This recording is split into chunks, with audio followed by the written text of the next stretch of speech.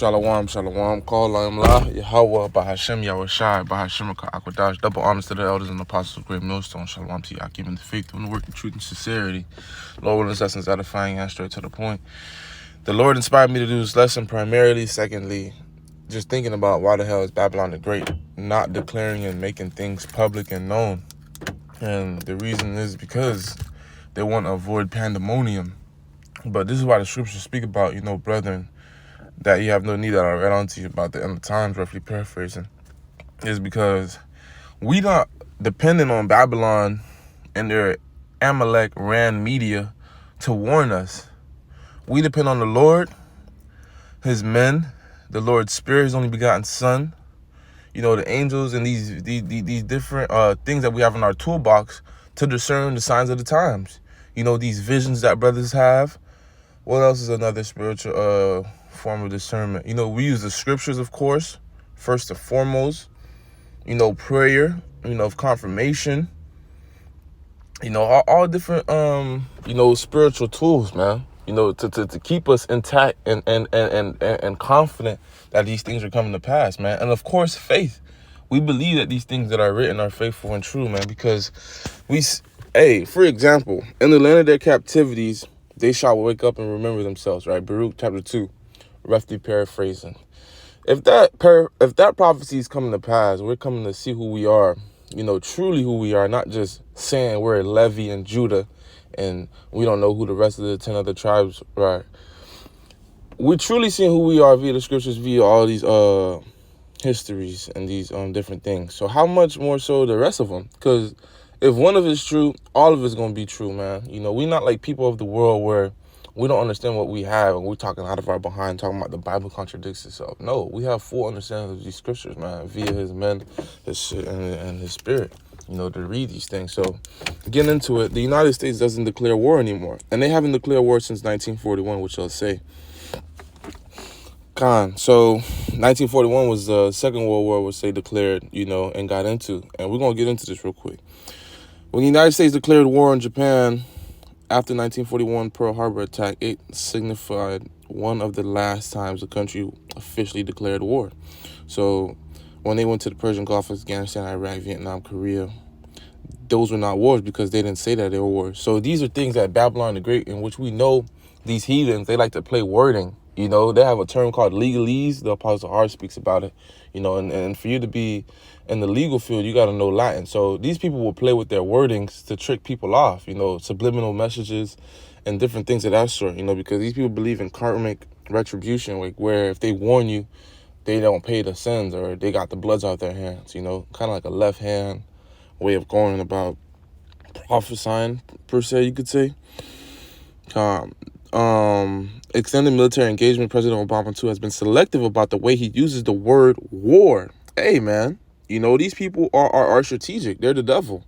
And the build-up in today's situation in the Islamic State of Iraq and Greater Syria. So this is back in 2019. And back when he had his campaign, he didn't really use the word war too much, although he was causing more bombs and dropping more bombs than a lot of the more recent presidents.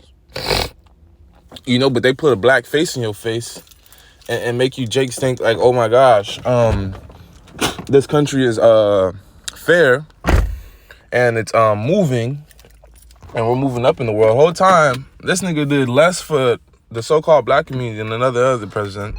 And then also, he used more money, for war and different things rather than helping his so-called people. And he's a Hamite. He ain't our people, man. It's evident and clear.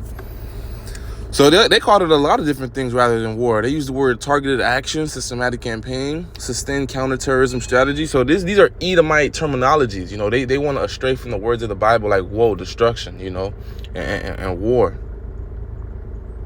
Because war ain't nothing new under the sun. So let's back up what I'm saying through the spirit, and we'll get some more scriptures.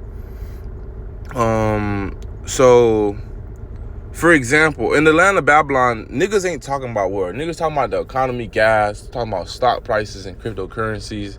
And this is not what's being talked about in other countries, man. Other countries, they're being warned and they're preparing for war, as Joel chapter 3 mentioned. And Lord willing, we can get that. For example, the Amalek, the small hats, right?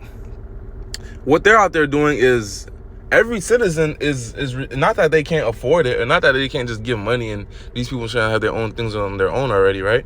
But they're in such a spirit of war and a time of war that the officials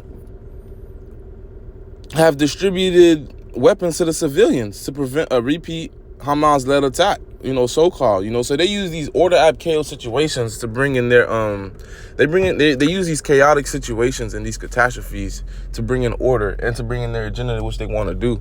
So I'm not really sure what's their end goal in doing this, but hey, at the end of the day, they want everybody to be strapped, like 9/11. When 9/11 happened, that gave the country a reason to monitor everything, to have CCTV monitor you through your phones, through a whole bunch of different things. You could be recorded in public. That's because of past catastrophes. Well, these civilians, why do they have guns? Is it to kill some cattle? Is it to plow the ground? Is it to make the air better? No, it's to destroy. That's what 2 Ezra 15 talks about, man, with swords in their hands. Spoiling houses, man. But Babylon the Great, you come over here, you'll hear people talking about something, we're not going to war, or war ain't nothing to us. So to further on back up, let's get some scriptures and then we'll go into back up the points. 1 Thessalonians chapter 5, verse 1, but of the times and of the seasons, brethren, ye have no need that I write unto you. What times and the seasons? The end of times, the seasons of war, man. The seasons of calamity. The latter times. For yourselves know perfectly that the day of the Lord so cometh as a thief in the night. We understand perfectly that the Lord is going to come up unawares upon those who don't watch, those who don't keep and measure the signs of the times, man. But unto us, Lord, will we remain into this truth, unto the Lord, 100% doctrine and spirit, unto the end. We ain't gonna need no warnings, man, because every day we warning ourselves and we're reminding ourselves and we're abounding in that spirit, of the house of mourning. When you're in the house of mourning, you're not distracted too much. People that got a lot going on, man, they don't care about the current Super Bowl and the biggest party that's about to go down, man. They're focused on what the hell is bothering them. And what bothers us is being way far away from our land, speaking English and working for the so-called white man. We understand that this is prophecy, but hey, we ready to be the head and not the tail, Damn, Jake out here driving the wrong way. That's why I don't do lessons in transits so often. Verse 3, for when they shall say peace and safety, then sudden destruction shall come upon them as travail upon a woman with a child, and they shall not escape. That's right, man. It's going to be like a water breaking all of a sudden, because usually if you're having a first-time pregnancy, you're usually not prepared for that first water break. You don't got the bag ready. The car ain't ready to go to the hospital. You might be home alone, whatever the case may be. Hey, this is what it's going to be like for a lot of these people without the Lord, man, and without that hedge of protection. So, going furthermore into backing up what we were speaking about, is Babylon is not going to declare war because it will cause pandemonium and will cause great unrest in this land. And when you declare war, you have to suffer those consequences. It's almost like no going back. There's no return, so you have to use your words wisely.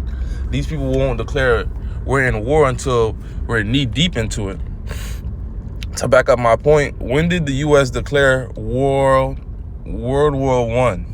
They declared World War I on April 6, 1917, via President Woodrow Wilson when he was in office, right? But World War I, it began July 28, 1914. That's 3 years ahead of when Babylon decided to declare it. So war was going on, all around Babylon, all throughout the world, until they decided that they announcing that they were going to tell the citizens that they're at war. And why is that? Because that's their trickery, man. That's what the devil does, And he wants that ever sure confidence in the citizens. He didn't want his citizens to be panicked. So while the rest of the world was already knee deep at war, Babylon decided 3 years later that they were going to tell the people and spread that news. So people out here that are expecting Babylon to declare war or to announce something, they're not going to see it until bombs are being dropped off and missiles are being dropped off over here, man, which is damn near too late, which is too late, literally too late, And this place is being destroyed from within. So the citizens of Babylon that trust in Babylon, you're going to have to die. You're going to have to die. It's just simple maths. World War II. When did the United States declare World War II? In December 11, 1941. I wonder which president was in office. Who fucking knows? Who cares? Anywho, World War II was declared in 1941 December, right? When did it start? It started on September 1st, 1939.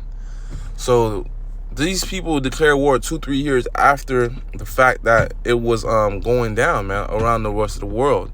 So the same thing's going on today. The scriptures speak about there's nothing new under the sun. We have to expect the same craftiness of the devil. You know, we already know that we're at World War III, you know, and this is just further confirmation, you know, to boost up someone that's, you know, walking into the faith, coming into the faith, you know, to understand that we are truly at the end of times, you know, because a lot of people want to see this thing be at the very end for them to believe. If you don't have enough faith, and if you have to wait to the very end to believe something, if you have to let, you're gonna be destroyed, man. If you're not coming in that 11th hour, you know, you're gonna be destroyed.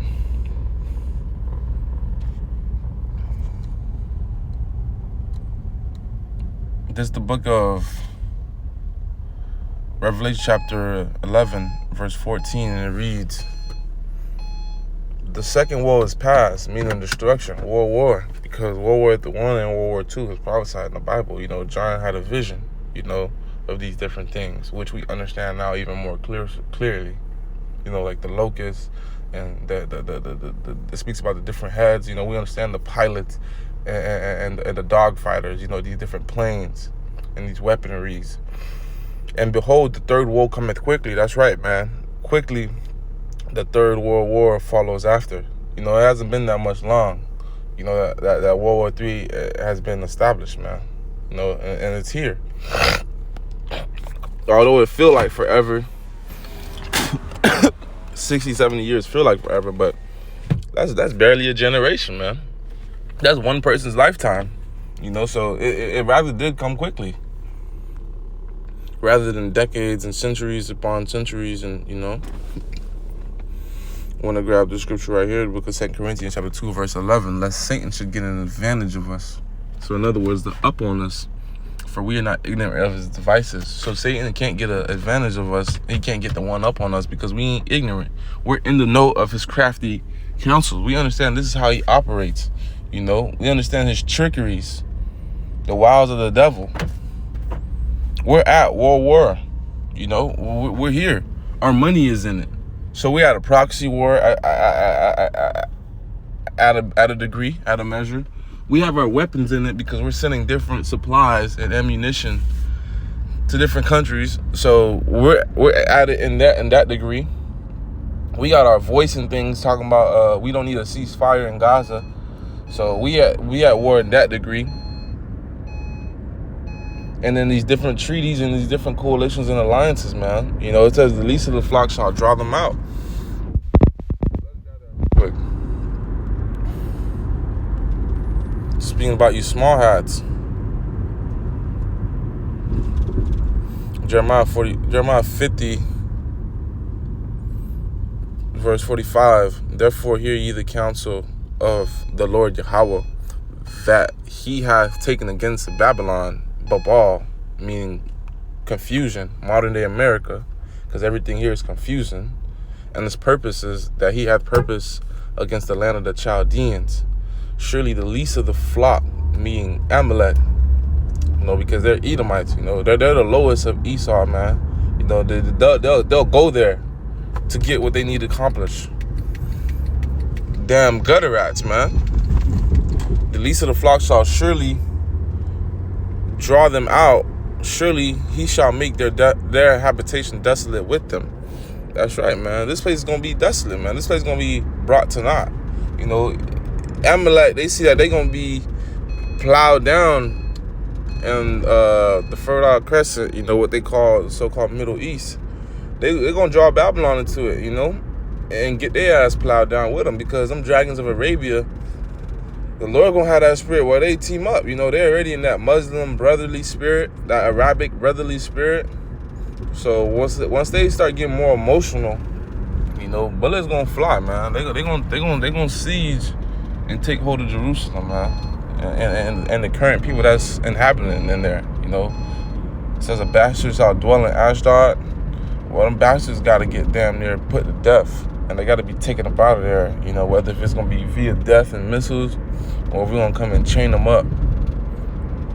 Because you see what's going on right now. Right now it's bunker talk everywhere. Everywhere is bunker talk. Everybody want to get a bunker, this, that, and the third. Well, let me show you a weapon that could easily take out your confidence in getting a bunker. And if you get a bunker in Babylon, you definitely, you simple. Bunker buster bomb. Check this out. Brother Michael on this, man. This thing goes 30 meters underground before it detonates. So it hit the ground and it keeps digging. This is some intricate weaponry. This is how you know this is the weapons of the Lord's warfare, because how could people think, to create something like this? But the scriptures speak about how you can run, but you can't hide, man. People going to be trying to go to their retreats via underground, via the sky, via underwater. When you got money, you can do a lot of crazy things which you would never perceive. And these people about to show us what they could do, but at the end, if they meant to be destroyed, they're gonna be destroyed, man. So let me see if I grab any more scriptures that I had lined up through the Spirit.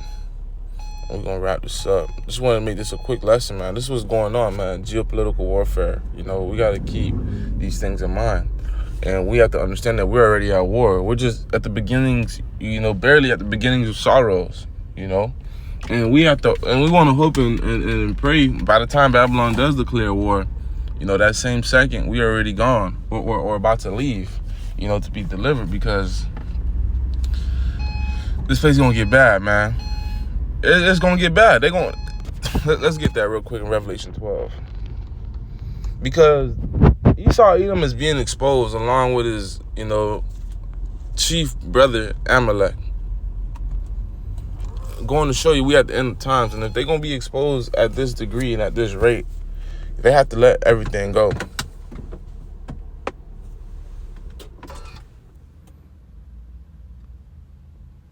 Revelation 12:12, therefore rejoice ye heavens, and ye that dwell there, you that dwell in them. Woe to the inhabitants of the earth and of the sea, for the devil is coming down upon you, having great wrath, because he knoweth that he had but a short time. Esau Edom, man, with his trickery, with his weaponry, him knowing that he don't have that much time to rule anymore, he's gonna let it all out. When you take a kid to the park and it's time to leave, they're on the sand, they're on the playground.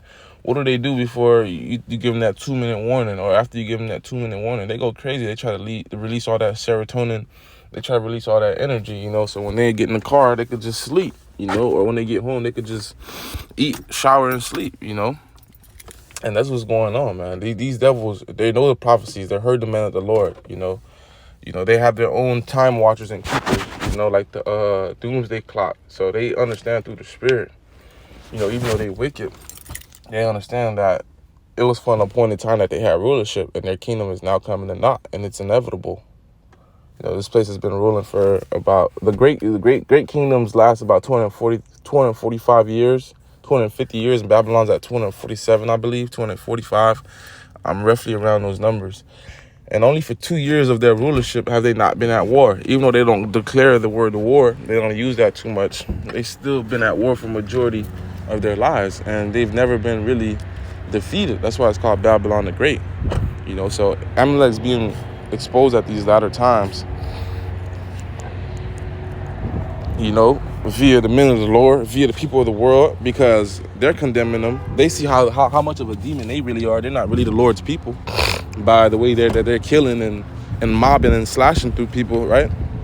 So, and really, we don't got a dog in this fight, man. Not even 2/3 of our people is a dog of ours in this fight.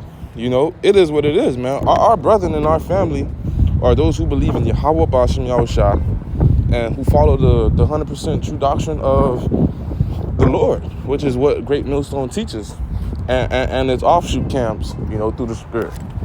So with that, I brought this out of was edifying, straight to the point. On to the next one. We in World War III. We just waiting on the MOTB. Shalom. Damn, this place is closed.